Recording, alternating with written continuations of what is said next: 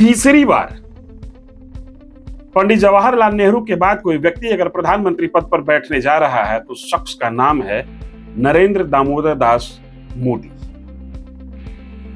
चले थे 400 पार का आंकड़ा छूने के लिए, गाड़ी रुक गई 300 को छूते छूते। आइए जरा समझने की कोशिश करते हैं कि जो विश्व का सबसे दिग्गज नेता माना जा रहा है, जिसकी लोकप्रियता वैश्विक स्तर पर सबसे बड़ी हो चली, उसे चूक कहां होगी। नमस्कार, आप देखना शुरू कर चुके हैं लेट्स डिस्कस और मैं हूं आपके साथ धीरेन्द्र। आज हम पड़ताल करेंगे एनडीए की जीत की, तीसरी जीत की, एक ऐसी जीत जिसमें जीत कर भी हार की मनहूसियत महसूस हो रही है, और इंडिया गठबंधन जो कि ऐसी जीत जहां हार है फिर भी वो जीत महसूस कर रहा है। एक लड़का जिसने दावा किया कि हम 80% अंक लाएंगे, उसके अंक आए 50%। एक लड़का जिसने दावा किया था कि हम 40% अंक लाएंगे, उसके अंक आए 45%। 40% वाला खुश दो कारण से है कि हम तो 40 कहे थे 45 ले आए, या मेरे बारे में 40 का अनुमान था 45 आ गया, लेकिन जो 80 का अनुमान लगाया गया था वो भी 50-60 पर रुक गया। अपनी हार से ज्यादा दूसरे की हार पर खुशी मना रहा है इंडिया अलायंस। ऐसा इसलिए कि शायद नरेंद्र मोदी की हनक और नरेंद्र मोदी की राजनीति ने पूरे विपक्ष को थका दिया था, एक संजीवनी मिल गई। लेकिन नरेंद्र मोदी की पार्टी और नरेंद्र मोदी का गठबंधन खुद आज जीत कर हार महसूस कर रहा है। समझने की कोशिश करते हैं आखिर ऐसा हुआ क्यों।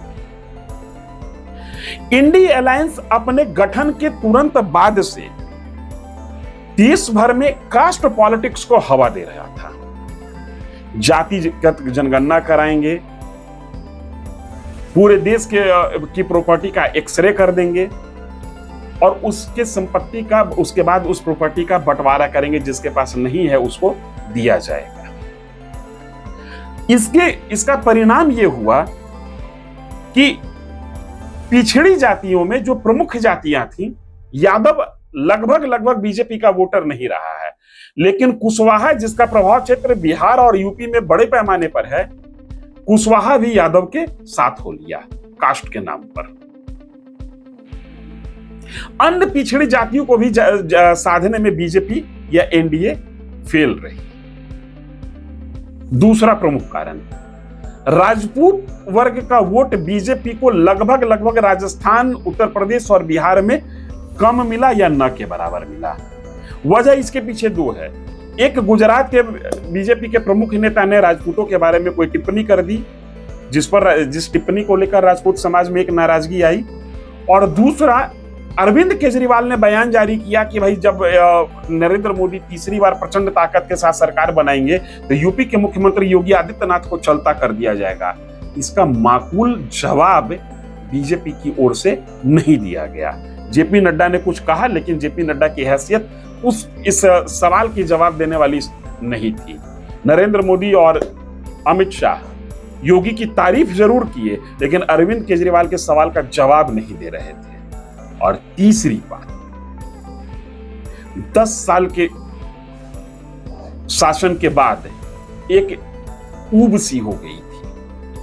राजस्थान में जिस तरीके से राजस्थान की कुर्सी में प्रयोग किया गया सीएम की कुर्सी को लेकर, यह भी राजपूतों की नाराजगी का एक प्रमुख कारण रहा। और चौथी, राजपूत जाति को लेकर एक खास बात, राजपूत हमेशा वही वोट करते हैं जहां उनको जीत की उम्मीद रहती है।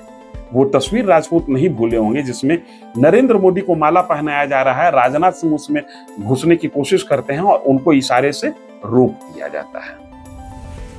एक महत्वपूर्ण वजह और है, बीजेपी ने आयातित नेताओं पर ज्यादा भरोसा किया जो दूसरी पार्टी से आए थे। लिहाजा बीजेपी के समर्पित नेता और कार्यकर्ता चुनाव के समय शिथिल हो गए और इन आयातित नेताओं ने बीजेपी में आकर सीटें तो जरूर ले ली, लेकिन अपने साथ मतदाता को ये लाने में नाकाम रहे। ये एक इंपॉर्टेंट फैक्टर। चौथी बात, अग्निवीर योजना बीजेपी के खिलाफ गई, एनडीए के खिलाफ गई। लोगों को यह समझ में नहीं आया था कि 4 साल हम नौकरी करने के बाद अगर हमको चलता कर दिया जाएगा तो फिर हम करेंगे क्या। अग्निवीर योजना को जिस तरीके से लोगों के बीच में पहुंचाना चाहिए था, उस तरीके से बीजेपी के कार्यकर्ता और नेता पहुंचाने में नाकाम रहे। महंगाई को एड्रेस करने में बीजेपी नाकाम रही।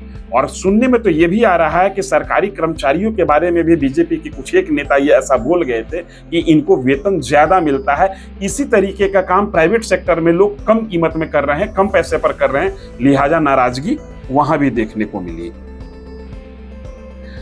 आरएसएस से तालमेल की कमी, पता नहीं किस मिजाज में, किस सोच के साथ जेपी नड्डा ने बयान जारी कर दिया, मंच से कहा कि अब हमें आरएसएस की आवश्यकता नहीं है। लिहाजा वैसा व्यक्ति, वैसा मतदाता जो आरएसएस का सदस्य नहीं है लेकिन आरएसएस से सिंपैथी जरूर रखता है, उसको लगा कि जब ये अपने पेरेंट ऑर्गेनाइजेशन को ही ये लोग आंख दिखाने लगे तो इसका मतलब है कि इनकी आंख पर जो पर्दा है वो थोड़ा मोटा हो गया है, इस पर्दे को हल्का कर देना चाहिए। एक और बात, बीजेपी के नेताओं और बीजेपी के सांसदों को लेकर आम जनमानस में यह कयास था कि कम से कम इनको 50% उम्मीदवारों का टिकट काट देना चाहिए था। उम्मीदवार अपने क्षेत्र में जो सिटिंग सांसद हैं वो ये बताने में नाकाम हो रहे थे कि 10 साल में हमने क्या किया। जो उपलब्धि प्रधानमंत्री गिना रहे थे मंच से, उन्हीं उपलब्धियों को एमपी का उम्मीदवार, जो सिटिंग एमपी है वो भी, और जो उम्मीदवार है वो भी गिना रहा था। वो जनता को ये बताने में नाकाम रहा कि हमने आगे क्या किया है आपके लिए और आने वाले 5 सालों में हम आपके लिए क्या काम करेंगे। पाकिस्तान, अर्थव्यवस्था, भारत का रुतबा, ये तमाम इंटरनेशनल मुद्दा है। इंटरनेशनल मुद्दा पर देश के अंदर चुनाव लड़ना मुश्किल है, आम जनता इससे सीधे कनेक्ट नहीं हो पाती है। लिहाजा मेरी समझ में ये कुछ ऐसे मुद्दे हैं जिन मुद्दों को शायद बीजेपी कायदे से समझ नहीं पाई, और समझी तो लोगों को समझाने में नाकाम रही। लिहाजा एक लिजलिजी सी गवर्नमेंट बनी है। लोगों में इस बात की खुशी है कि नरेंद्र मोदी तीसरी बार प्रधानमंत्री बन रहे हैं, और खुशी इस बात की भी है कि सरकार अब नियंत्रित रहेगी। अनियंत्रित सरकार किसानों के प्रति लगातार 2014 में भी एक अटेम्प्ट लिए कृषि कानून को लाने का, 2019 के बाद के भी सरकार में ये अटेम्प्ट लिए। अब लोगों को यह एहसास है कि कम से कम अब शासक जो है वो हमारे हिसाब से सोचेगा। इसलिए कुल मिलाकर नरेंद्र मोदी की तीसरी बार ताजपोशी को लेकर आम जन में उत्साह तो है, जितना उत्साह उनके अंदर है उतना ही उत्साह आम जन के अंदर भी है। लेकिन एक संतोष है कि चलो सत्ता उसी के हाथ में, ट्रैक रिकॉर्ड जो है वो बना रहेगा, अर्थव्यवस्था की अपनी जो पटरी है उसी पटरी पर गाड़ी दौड़ेगी। हाँ, थोड़ी स्पीड में ऊपर नीचे हो सकता है, लेकिन ये कुछ एक कारण थे जिसके कारण मुझे लगता है कि एनडीए की हार हुई, और एक ऐसी हार हुई जहां पर जीत का एहसास तो है लेकिन मनहूसियत के साथ है। इस वीडियो में इतना ही, धन्यवाद।